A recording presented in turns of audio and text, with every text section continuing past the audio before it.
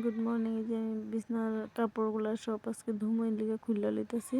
আর এগুলো খুললে আমি এই যে বাসন মাজতে বয়ে গেছি, জলও আয়ে গেছি লিগে ভাবছি না চার বাসন টিমের জলে তো যেগুলো সকালে চা খাওয়ার বাসন, কিন্তু রাত্রে আমি ভাত খেয়ে বাসন ধুয়ে রেখে দিই। এই যে বাসন ধুয়ে এখন আমি কাপড় ভিজে নিতেছি।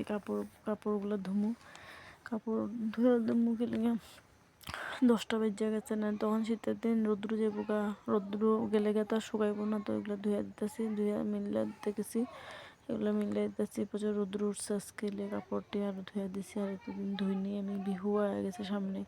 এই যে কাপড় ধুয়ে এখন আমি ঘরটা ঝাড়ু মেরে নিতেছি। ঘরটা ঝাড়ু মেরে তো আরও কাজ আছে, সব কাজ তো দেখাইতে পারি না, যতটুকু পারি আরও দেখাই। এই যে ঘর ঝাড়ু মেরে বারান্দাটা অল্প ঝাড়ু মেরে দিতেছি, ঝাড়ু মেরে স্নান কইরা এখন আমি রান্না বসাইতে আগে গেছি। মার লেগে নিরামিষ রাঁধছি, আর আমগুলোর লেগে মাছ দিয়া সিম দিয়া বানাইছি, বাঁধাকপি দিয়া মাছের মাথা দিয়ে দিকে মশলাটা পেস্ট করে লেছি।